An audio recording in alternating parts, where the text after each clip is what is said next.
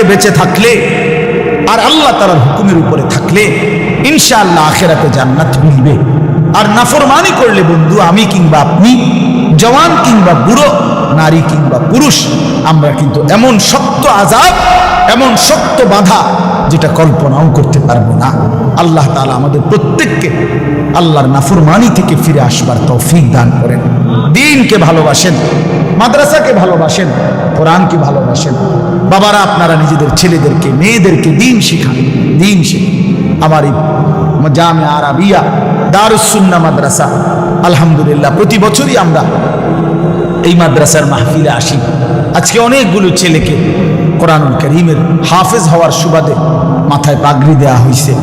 আপনি তো এটা ইজ্জত কি দেখছেন? হাসরের ময়দানে দেখবেন ইজ্জত কাকে বলে।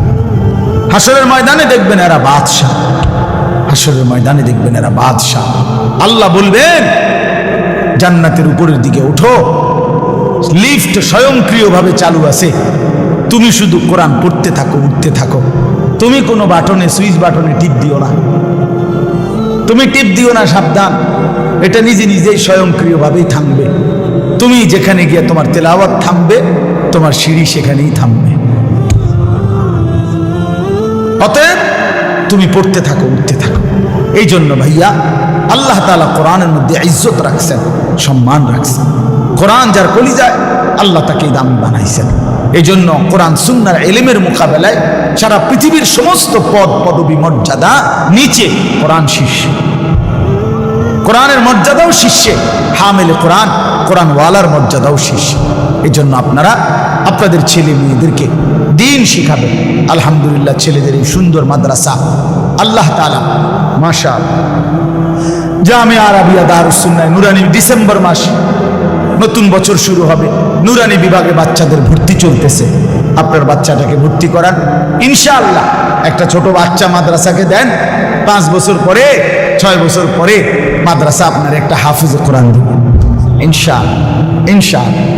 আপনাদের মেয়েদেরকে আমার মাওলানা ওমর ফারুক ভাই ওইখানেই আপনাদের বালিকাদের জন্য মাদ্রাসা করছে, রিয়াজুল জান্নাহ বালিকা মাদ্রাসা। আপনাদের মেয়েদেরকেও সেখানে ভর্তি করান, দ্বীন শিখান। একটা মেয়েকেও আল্লাহর কোরআন থেকে বঞ্চিত করবেন না। মনে রাখবেন, মেয়ে যদি বদ্দীন হয় তো ছেলের চাইতেও, ছেলের থেকেও এটা বেশি বিপজ্জনক। কোনো মেয়ে চরিত্রহীন হওয়া, বেপর্দা হওয়া, মেয়ে বেহায়া হওয়া ছেলের চাইতেও ক্ষতিকর। কারণ ছেলে তো ছেলেই শুধু, এক মেয়ে বেপর্দা হওয়া, বেহায়া হওয়া তো হাজারো মানুষকে চরিত্রহীন বানায় দেওয়া, হাজারো মানুষকে নষ্ট করে দেওয়া। এজন্য নিজেদের কন্যা নারীদেরকেও দ্বীন শিখাবেন। আল্লাহ তাআলা আপনাদেরকে তৌফিক দান করেন। আগামীকাল 14ই ডিসেম্বর, আগামীকাল শনিবার, আমার একটা ছোট্ট মাদ্রাসা আছে ক্যান্টনমেন্ট ময়নামতি সাহেবের বাজার, যেটারে সাবের বাজার কয়, ময়নামতি সাবের বাজার, গরু বাজারের পাশেই ওই মাদ্রাসার বার্ষিক মাহফিল কালকে। আল্লামা খালেদ সাইফুল্লাহ আইয়ুবী সাহেব তিনি ইনশাআল্লাহ আসর নামাজের পরে বয়ান করবেন।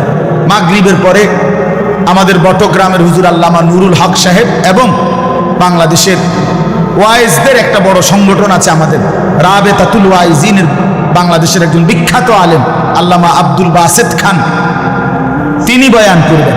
এশার নামাজের পরে আমার শায়েখ আল্লামা মুফতি মুশতাকুন নবী কাসিমি হজরত বয়ান করবেন এবং হেফাজতে ইসলাম বাংলাদেশের মহাসচিব, সারা বাংলাদেশের মুরব্বী আল্লামা শায়েখ সাজিদুর রহমান হজরত বয়ান করবেন।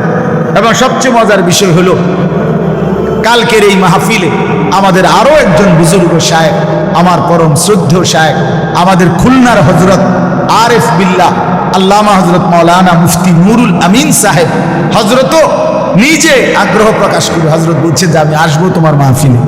ইনশাআল্লাহ হজরত আসবেন, আজকেও কথা হয়েছে, হজরতও আগামীকাল খুলনার হজরতও ইনশাআল্লাহ আমাদের মাহফিলে আসবেন।